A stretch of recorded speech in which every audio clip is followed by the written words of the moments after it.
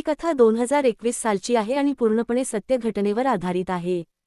त्या दिवसामध्ये सरकारी बँकेतील एका विशिष्ट कामासाठी मला जवळपास दररोज तिथे जावे लागत असे।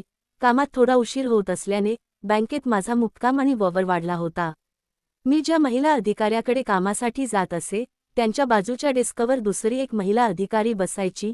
त्यांचे व्यक्तिमत्व खूपच आकर्षक होते आणि मला त्यांची सहजच भुरळ पडली।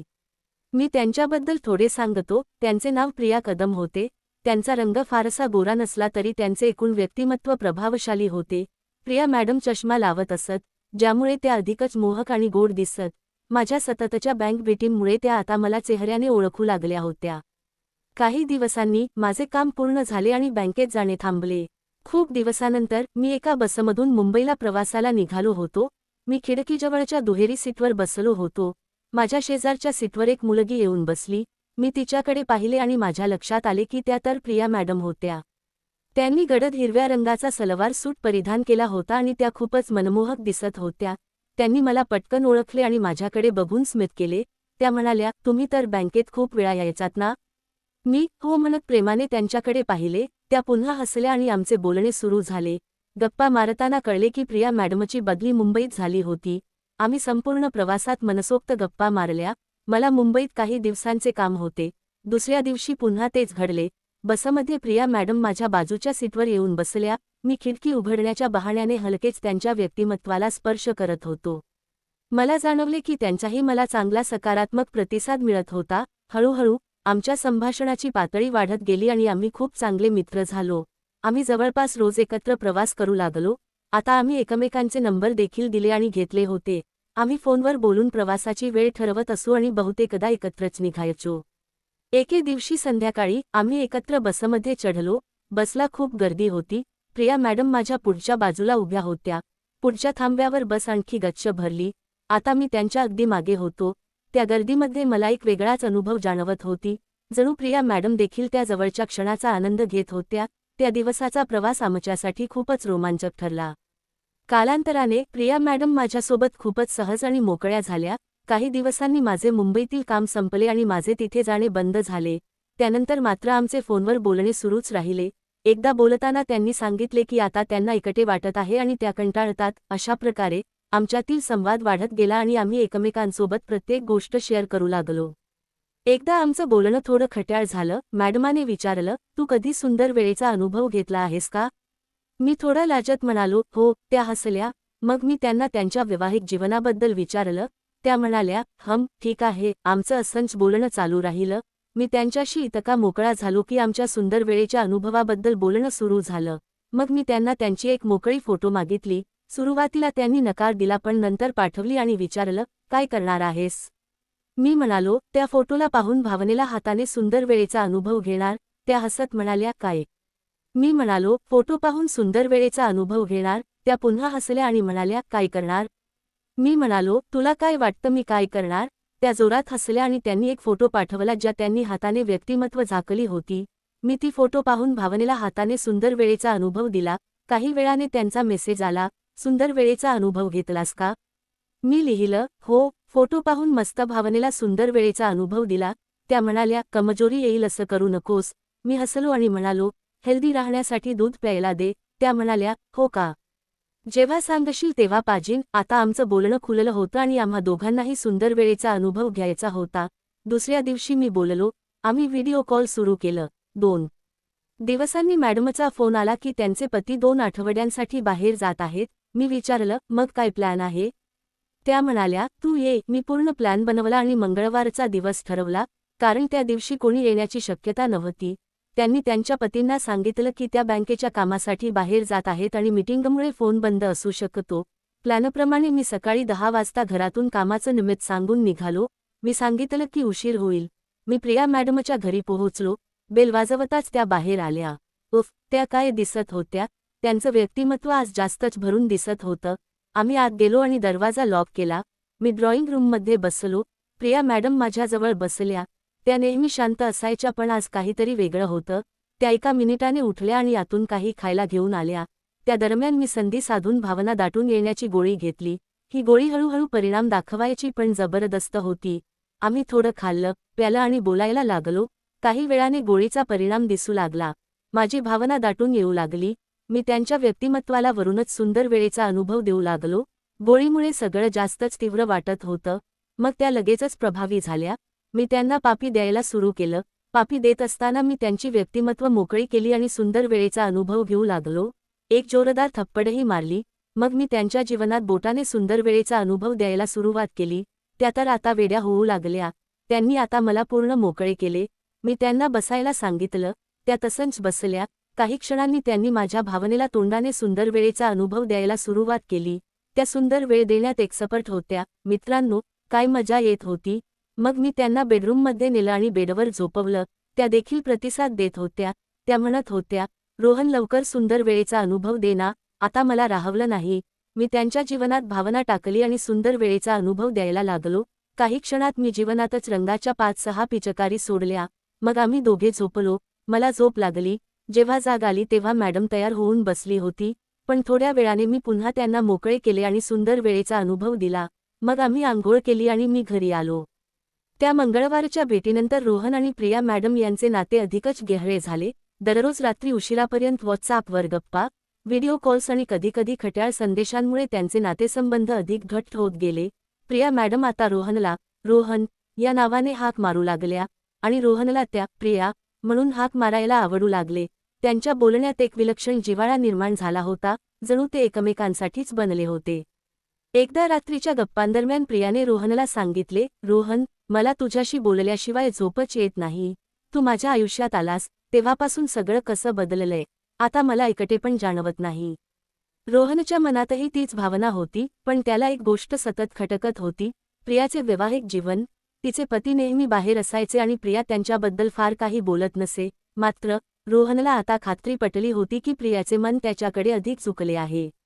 दुसऱ्या आठवड्यात प्रियाने रोहनला मुंबईला परत येण्याचा आग्रह केला. ती म्हणाली, रोहन, तुझे काम पुन्हा सुरू होणार आहे ना.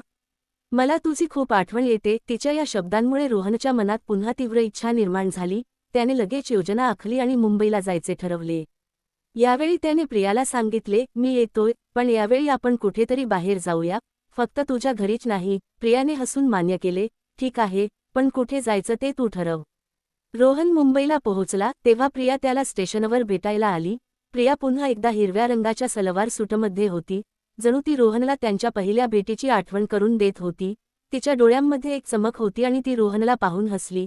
तिने विचारले, चल, आज कुठे जायचं. रोहनने तिला मुंबईच्या बाहेर एका शांत हिल स्टेशनवर जायचे सुचवले. त्याने लोणावळ्याचे नाव घेतले. तिथे शांतता आहे आणि आपल्याला कोणीही त्रास देणार नाही, तो म्हणाला. प्रियाने लगेच होकार दिला आणि दोघेही एका खासगी टॅक्सीने लोणावळ्याकडे निघाले.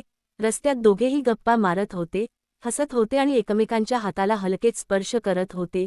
प्रियाच्या चेहऱ्यावर एक वेगळीच चमक होती. जणू ती त्या क्षणात पूर्णपणे रमलेली होती. लोणावळ्याला पोहोचल्यावर त्यांनी एक छोटेसे रिसॉर्ट बुक केले. खोलीत गेल्यावर प्रियाने खिडकी उघडली आणि बाहेरच्या थंड हवेचा आनंद घेतला. ती म्हणाली, रोहन, येथे किती शांतता आहे. मला असे वाटते की आपण दोघेच या जगात आहोत. तिच्या बोलण्यात एक रोमॅन्टिक भाव होता आणि रोहनच्या मनातही तेच विचार होते. रिसॉर्टच्या खोलीत दोघेही एकमेकांच्या जवळ आले. प्रियाने रोहनच्या हातात हात घेतला आणि हलकेच त्याच्या खांद्यावर डोकं ठेवले. ती म्हणाली, रोहन, मला तुझ्यासोबत असं वाटतं की मी माझं खरं आयुष्य जगते आहे. रोहनने तिच्या डोळ्यात पाहिले आणि तिला जवळ घेतले. त्यांच्यातील जवळीक आता शब्दांच्या पलीकडची होती. त्यांनी ती रात्र एकमेकांना पूर्णपणे समर्पित केली. त्या खास क्षणात दोघेही सगळं विसरले, जग, जबाबदाऱ्या आणि प्रियाचे वैवाहिक जीवन. पण दुसऱ्या दिवशी सकाळी काहीतरी अनपेक्षित घडले. रोहन आणि प्रिया रिसॉर्टच्या बाहेर फिरायला गेले होते. तेव्हा एक माणूस त्यांच्या दिशेने येताना दिसला. तो प्रियाचा ओळखीचा होता. त्याने प्रियाला पाहताच हसून हाक मारली, अरे प्रिया, तू इथे. प्रियाचा चेहरा एकदम पांढरा पडला. ती थोड्या वेळासाठी गोंधळली, पण लगेच स्वतःला सावरत म्हणाली, हो, मी एका मित्रासोबत फिरायला आले आहे. रोहनला काहीतरी गडबड वाटली. तो माणूस प्रियाचा कॉलेजमधील जुना मित्र होता, पण त्याच्या बोलण्यात एक वेगळीच चमक होती. जणू तो प्रियाला खूप जवळून ओळखत होता. त्याने रोहनकडे पाहिले आणि हसून विचारले, तुझा मित्र की काही खास. प्रियाने हसण्याचा प्रयत्न केला, पण तिच्या चेहऱ्यावरचा तणाव स्पष्ट दिसत होता. त्या व्यक्तीने प्रियाला आपल्या जवळच्या रिसॉर्टमध्ये येऊन भेटण्याचा आग्रह केला, पण प्रियाने तो टाळला. नाही, आम्ही थोड्याच वेळात निघणार आहोत, ती म्हणाली. परंतु रोहनला जाणवले की प्रियाच्या बोलण्यात काहीतरी लपवलेले आहे. त्या व्यक्तीने प्रियाला त्याच्या फोनवर काहीतरी दाखवण्याचा प्रयत्न केला आणि प्रियाने लगेच चिडलेल्या स्वरात त्याचा हात बाजूला करत म्हणाली, नंतर दाखव, आता नाही. त्या भेटीनंतर प्रिया थोडी शांत झाली. रिसॉर्टवर परतल्यावर रोहनने तिला विचारले, प्रिया, तो कोण होता? तुला इतकं अस्वस्थ का वाटलं? प्रियाने हसण्याचा प्रयत्न केला आणि म्हणाली, काही नाही, तो फक्त माझा कॉलेजमधला मित्र आहे. खूप वर्षांनी भेटला, त्यामुळे थोडं असहज झालं. पण रोहनला तिच्या बोलण्यावर विश्वास बसला नाही. त्याने पुन्हा विचारले, पण प्रियाने विषय बदलला आणि म्हणाली, चल, आपण जेवण करूया, मला खूप भूक लागली आहे. रोहनने त्या क्षणी गप्प बसणे पसंत केले, पण त्याच्या मनात शंकेचे बी पेरले गेले होते. त्या रात्री जेव्हा प्रिया झोपली तेव्हा रोहनने तिचा फोन उचलला. त्याला माहीत होते की हे अयोग्य आहे, पण त्याला प्रियाच्या त्या अस्वस्थतेचे कारण जाणून घ्यायचे होते. त्याने प्रियाचा फोन अनलॉकच केला. तिनेच एकदा मजेत सांगितलेला पासवर्ड त्याला आठवत होता. तिथे त्याला त्या व्यक्तीचे मेसेजेस दिसले. ते वाचून रोहनच्या पायाखालची जमीनच सरकली. त्या व्यक्तीने प्रियाला काही जुन्या आठवणींचे फोटो पाठवले होते, ज्यात प्रिया आणि तो एकमेकांच्या खूप जवळ दिसत होते. त्यात एक फोटो होता ज्यात प्रिया आणि तो माणूस एका पार्टीत नाचत होते आणि प्रियाच्या चेहऱ्यावर एक विलक्षण हास्य होते. पण त्यापेक्षा धक्कादायक गोष्ट म्हणजे त्या व्यक्तीने प्रियाला लिहिलेला एक संदेश, तुझ्या पतीला अजूनही माहीत नाही ना आपलं ते सिक्रेट? रोहनचे डोके गरगरायला लागले. प्रियाचे हे सिक्रेट काय होते? त्या व्यक्तीशी तिचे नेमके नातं काय होते? आणि प्रियाच्या पतीला याबद्दल काहीच माहीत नाही. रोहनला वाटले की त्याने प्रियाला जागे करून लगेच विचारावे, पण त्याने स्वतःला थांबवले. त्याने फोन ठेवला आणि रात्रभर झोप आली नाही. दुसऱ्या दिवशी सकाळी प्रिया नेहमीसारखीच वागत होती, पण रोहनच्या मनात आता एक वेगळाच तणाव होता. त्याने प्रियाला काहीही न सांगता मुंबईला परत जायचे ठरवले. प्रवासात प्रियाने त्याला विचारले, रोहन, तू आज शांत का आहेस? काही झालं का? रोहनने हसत विषय टाळला, पण त्याच्या मनात विचारांचे वादळ चालू होते. मुंबईला पोहोचल्यावर प्रियाने त्याला घरी बोलावलं, पण रोहनने नकार दिला. मला थोडं काम आहे प्रिया, उद्या भेटू, तो म्हणाला. पण खरे तर त्याला वेळ हवा होता, स्वतःच्या विचारांना समजून घ्यायला आणि प्रियाच्या त्या सिक्रेटबद्दल जाणून घ्यायला. त्या रात्री जेव्हा रोहन घरी पोहोचला तेव्हा त्याला एका अनोळखी नंबरवरून मेसेज आला. मेसेज होता, रोहन, तुला प्रियाबद्दल सगळं माहीत आहे का? ती जे सांगते तेवढंच खरं नाही. जर सत्य जाणून घ्यायचं असेल तर उद्या मला भेट. रोहनच्या डोक्यात त्या अनोळखी मेसेजने खळबळ माजवली होती. हा मेसेज कोणी पाठवला? प्रियाचे ते सिक्रेट काय होते? आणि त्याचा त्या लोणावळ्यामधील व्यक्तीशी काही संबंध होता का?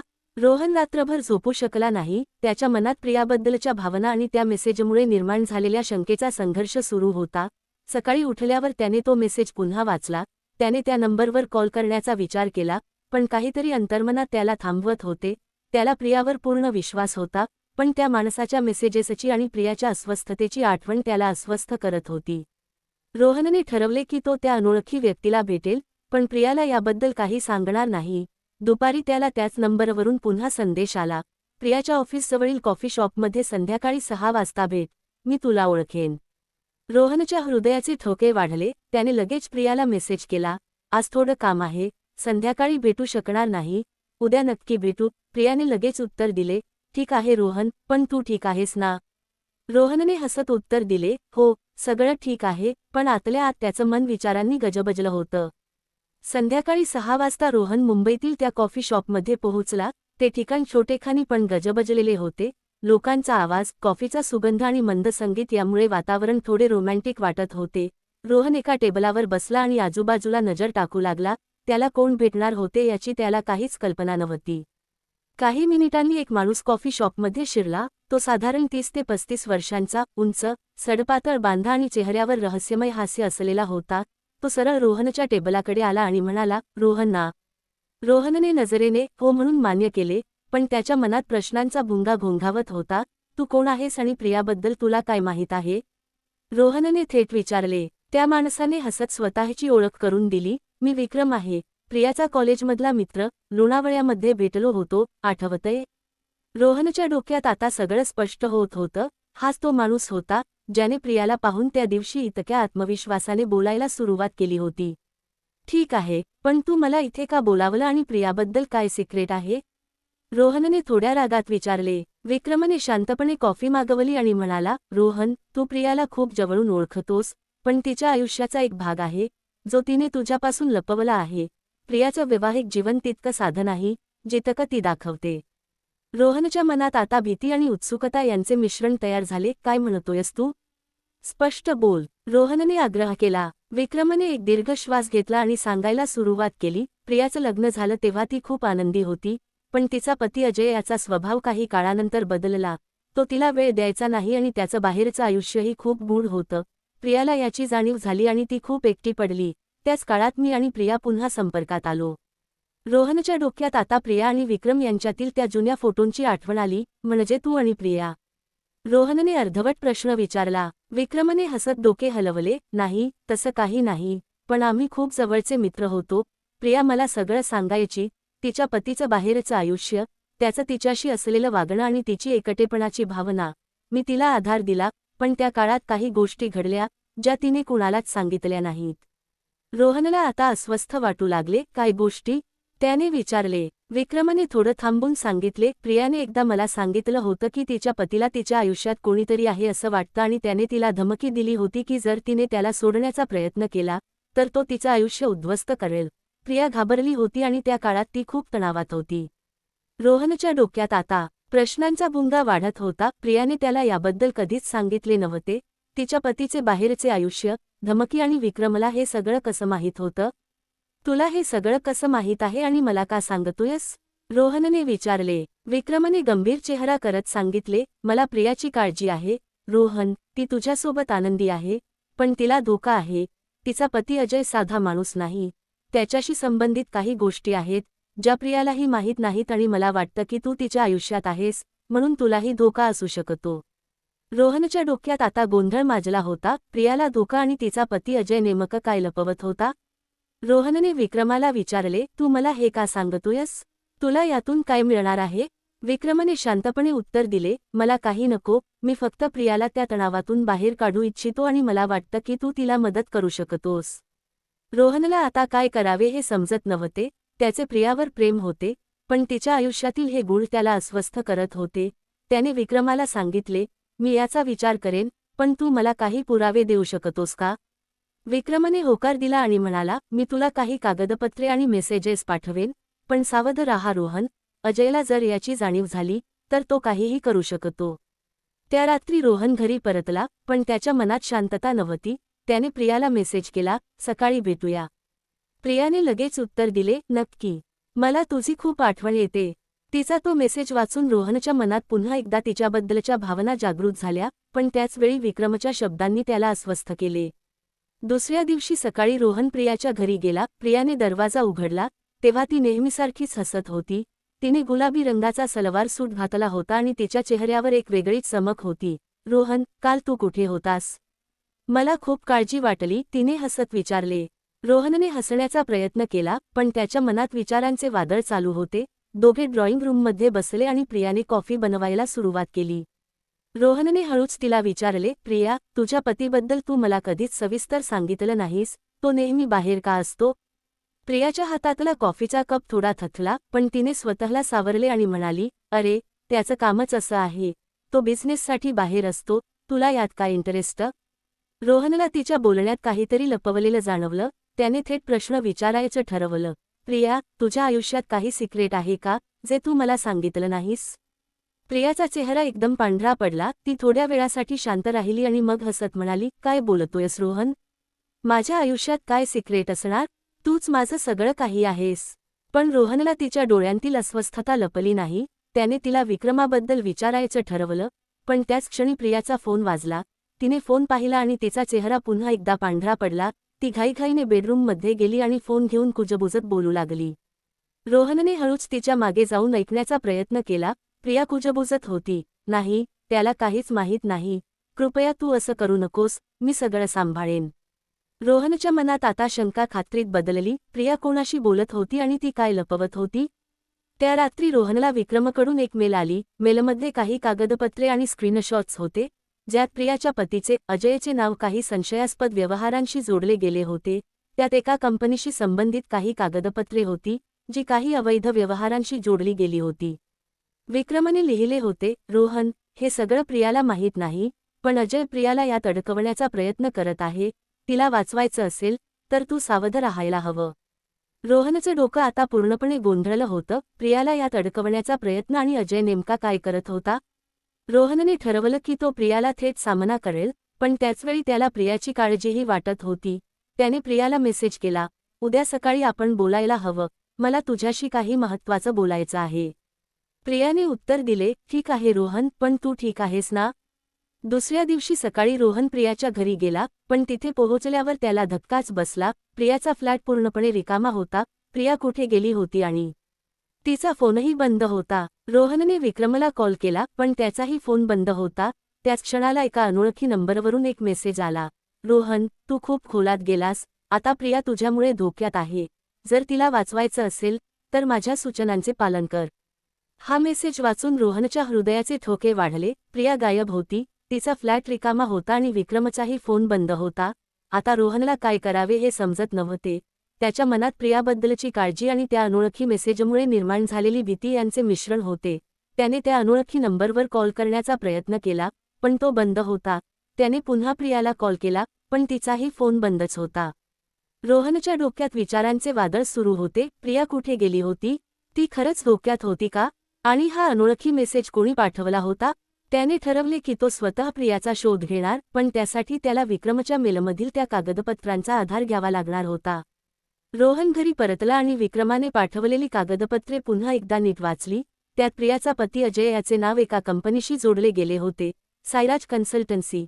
ही कंपनी काही संशयास्पद आर्थिक व्यवहारांशी निगडीत होती, ज्यात काही बेकायदेशीर गोष्टींचा समावेश होता. त्यात एका माणसाचे नाव सतत येत होते, संजय देसाई. रोहनला आठवले की प्रियाने एकदा संजय नावाच्या माणसाचा उल्लेख केला होता, पण तेव्हा ती म्हणाली होती की तो तिच्या पतीचा बिझनेस पार्टनर आहे. रोहनने ठरवले की तो या संजय देसाईला शोधणार. त्याने इंटरनेटवर सायराज कन्सल्टन्सी बद्दल माहिती शोधायला सुरुवात केली. काही वेबसाईटवर कंपनीच्या नावावर काही बातम्या होत्या, ज्यात अवैध पैशांच्या व्यवहारांचा उल्लेख होता, पण संजय देसाईचे नाव कुठेही स्पष्टपणे नव्हते. शेवटी रोहनने प्रियाच्या फ्लॅटच्या मालकाला कॉल केला आणि विचारले की प्रिया कुठे गेली असेल.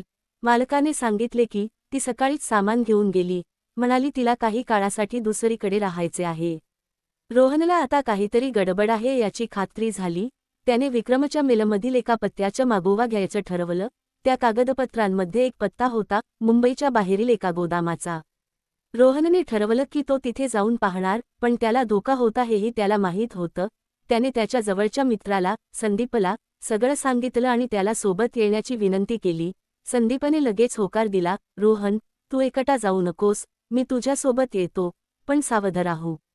रोहन आणि संदीप रात्रीच्या अंधारात त्या गोदामापाशी पोहोचले. गोदाम एका सुनसान भागात होतं आणि तिथे कोणताही आवाज नव्हता, फक्त रात्रीच्या कीटकांचा आवाज. गोदामाच्या बाहेर 2 माणसं उभी होती आणि त्यांच्या हातात काहीतरी चमकत होतं, कदाचित बंदूक. रोहन आणि संदीपने गाडी थोड्या अंतरावर लावली आणि हळूच गोदामाच्या मागेच्या बाजूने आत शिरण्याचा प्रयत्न केला. आत गेल्यावर त्यांना काही मोठे बॉक्सेस आणि कागदपत्रांनी भरलेली खोली दिसली. रोहनने एक बॉक्स उघडला आणि त्यात काही कागदपत्रे आणि रोख रक्कम दिसली. त्याने कागदपत्रे पाहिली आणि त्यात अजयचं नाव स्पष्टपणे लिहिलं होतं. पण त्याचवेळी त्यांना एक आवाज ऐकू आला, कोणीतरी येत होतं. रोहन आणि संदीप लपले आणि त्यांनी पाहिलं की एक माणूस गोदामात शिरला. तो संजय देसाई होता. त्याच्यासोबत आणखी एक माणूस होता आणि ते दोघे काहीतरी बोलत होते. अजयला आता प्रियाचा वापर करावा लागेल, संजय म्हणाला. ती जर न ऐकली तर तिचं आयुष्य उद्ध्वस्त करू. रोहनच्या कानावर हे शब्द पडले आणि त्याचं रक्त खवळलं. प्रिया धोक्यात होती आणि हे सगळं अजय आणि संजय यांचं कारस्थान होतं. रोहनने ठरवलं की तो प्रियाला शोधणार आणि तिला या सगळ्यापासून वाचवणार. रोहन आणि संदीपने गोदामातून काही कागदपत्रे चोरली आणि तिथून घाईघाईने निघाले. त्यांनी त्या कागदपत्रांचा काळजीपूर्वक अभ्यास केला. त्यातून त्यांना प्रियाचा एक संभाव्य पत्ता मिळाला, मुंबईच्या बाहेरील एका छोट्या गावात. रोहन आणि संदीप त्या पत्त्यावर पोहोचले. तिथे एक छोटेसे घर होते आणि घराबाहेर प्रिया उभी होती. ती एकटी दिसत होती आणि तिच्या चेहऱ्यावर तणाव स्पष्ट दिसत होता. रोहन तिच्याकडे धावला, प्रिया, तू ठीक आहेस का? प्रियाने त्याला पाहताच डोळे पुसले आणि म्हणाली, रोहन, तू इथे कसा आलास? तू इथे यायला नको होतं. रोहनने तिला सगळं सांगितलं, विक्रमच्या मेसेजपासून ते गोदामातील कागदपत्रांपर्यंत. प्रियाच्या डोळ्यांत अश्रू आले. ती म्हणाली, रोहन, मला माहीत आहे की अजय काहीतरी चुकीचं करतोय, पण त्याने मला धमकी दिली की जर मी त्याला विरोध केला तर तो माझं आयुष्य उद्ध्वस्त करेल आणि आता तो मला त्याच्या अवैध कामात अडकवण्याचा प्रयत्न करतोय. रोहनने तिला जवळ घेतले आणि म्हणाला, प्रिया, तू एकटी नाहीस, मी तुझ्यासोबत आहे, आपण मिळून यातून मार्ग काढू. प्रियाने त्याला मिठी मारली आणि त्या क्षणी दोघांनाही एकमेकांबद्दलचे प्रेम पुन्हा जाणवले. रोहन, प्रिया आणि संदीपने ठरवलं की ते अजय आणि संजय यांच्याविरुद्ध पोलिसांकडे जाणार. त्यांनी गोदामातून चोरलेली कागदपत्रे पोलिसांना दिली आणि पोलिसांनी तात्काळ कारवाई केली. अजय आणि संजय यांना अटक करण्यात आली आणि साईराज कन्सल्टन्सीच्या अवैध व्यवहारांचा पर्दाफाश झाला. प्रियाला आता धोका नव्हता आणि ती रोहनच्या साथीमुळे पुन्हा एकदा निर्भय झाली. पण कथा इथेच संपत नाही. अजयच्या अटकेनंतर प्रियाने रोहनला सांगितले की ती आता तिचे वैवाहिक जीवन संपवणार आहे. ती म्हणाली, रोहन, तू माझ्यासाठी सगळं केलंस, आता मला तुझ्यासोबत नवं आयुष्य सुरू करायचं आहे. रोहनच्या मनात आनंद आणि जबाबदारी यांचे मिश्रण होते. त्याने प्रियाचा हात हातात घेतला आणि म्हणाला, प्रिया, आपण एकत्र सगळं सामोरं जाऊ. काही महिन्यांनंतर रोहन आणि प्रियाने मुंबईत एक नवं आयुष्य सुरू केलं. ते एकत्र राहू लागले आणि त्यांचं प्रेम अधिकच गहिर होत गेलं. पण एक दिवस जेव्हा रोहन घरी परतला, तेव्हा त्याला एक पत्र सापडलं. पत्रात फक्त एकच वाक्य होतं, तुम्ही मला विसरलात, पण मी तुम्हाला विसरलो नाही. पत्रावर कोणाचेही नाव नव्हते, पण रोहनच्या मनात भीती दाटली. हे पत्र कोणी पाठवलं होतं? विक्रम की अजयच्या मागे आणखी कोण होतं? रोहनने प्रियाला याबद्दल काहीच सांगितलं नाही, पण त्याने ठरवलं की तो प्रियाला कधीच एकटी सोडणार नाही. पण त्या पत्राने त्याच्या मनात एक नवीन रहस्य जागवलं होतं आणि त्याच्या आणि प्रियाच्या नव्या आयुष्यावर एक सावट पसरलं होतं. परंतु तुमच्या मते प्रिया आणि रोहनच्या आयुष्यात पुढे काय होईल? त्या रहस्यमय पत्राचा नेमका अर्थ काय असेल? आणि तो अज्ञात व्यक्ती कोण आहे? तुमचे विचार, कल्पना आणि निष्कर्ष खालील कमेंट्समध्ये नक्की शेअर करा. अशाच रोमांचक आणि उत्कंठावर्धक कथा वाचण्यासाठी, ऐकण्यासाठी आमच्या चॅनलला सबस्क्राईब करायला विसरू नका. तुमच्या प्रत्येक कमेंटमुळे आम्हाला पुढील कथांसाठी नवी प्रेरणा मिळते. तर वाट कशाची पाहताय? आता लगेच कमेंट करा आणि चॅनेलला सबस्क्राईब करा.